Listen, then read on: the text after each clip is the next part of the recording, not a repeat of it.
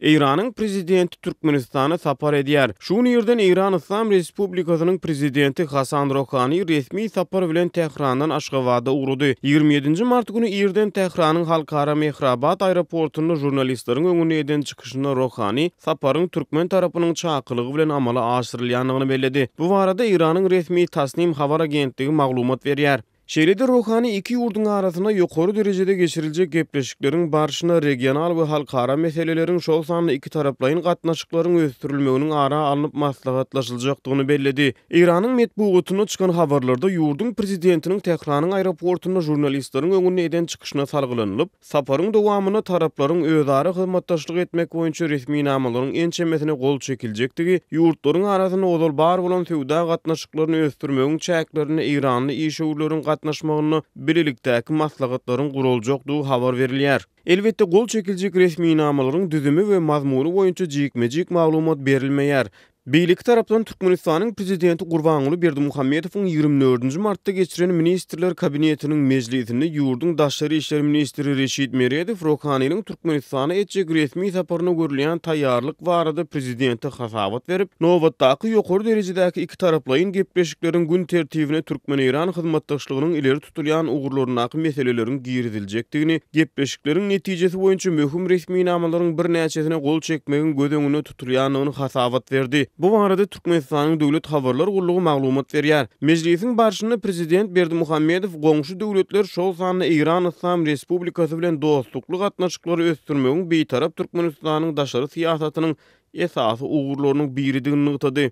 Taraplar iki taraplaryň gatnaşyklary mundan beýlekde ösdürmek barada beýanat berýärler. Mälim bolşýaly Rohanyň Türkmenistana edýän resmi sapary türkmen serhetçileriniň iki İranly balykçyny atyp öldürmeginiň we İranyň daşary işler ministrliginiň bu ýagdaý boýunça Türkmenistanyň gyssagly düşündiriş soramagynyň ýa-da gawat gelýär.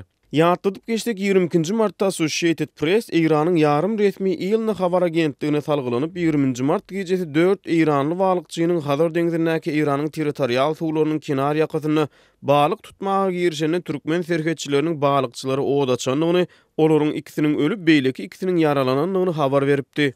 Bu hadise bilen bagly İranyň daşary işler ministrliginiň medeniýet wekili Bahram Kasemi 22 martda beýanat bilen çykyş edip İran tarapynyň Türkmenistanyň gyssagly resmi düşündiriş soraýanlygyny aýdypdy. Ödegini Türkmenistanyň daşary işler ministrligi 23 martda beýanat ýaýradyp, onu 2018-nji ýylyň 21 martyny Türkmenistanyň serhet guruluklary İran Islam Respublikasynyň raýatlarynyň bir toparynyň Türkmenistanyň çägine uly göwürmli narkotik serişdelerini beýkanun gaçakçylyk arkaly geçirmek finansygyny basyp ýatyrdy diýilýär.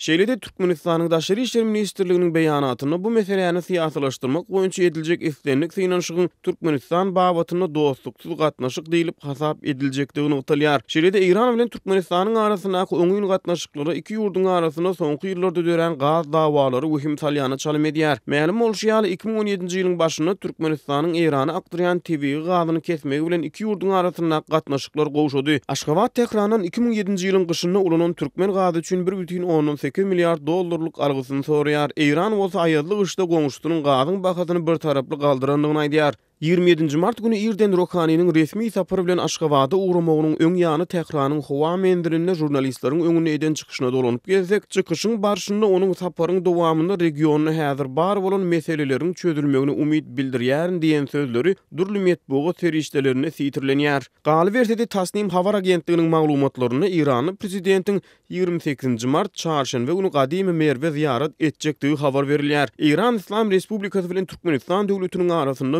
1992-nji ýylyň fevral aýynda diplomatik gatnaşyklar ýola goýuldy.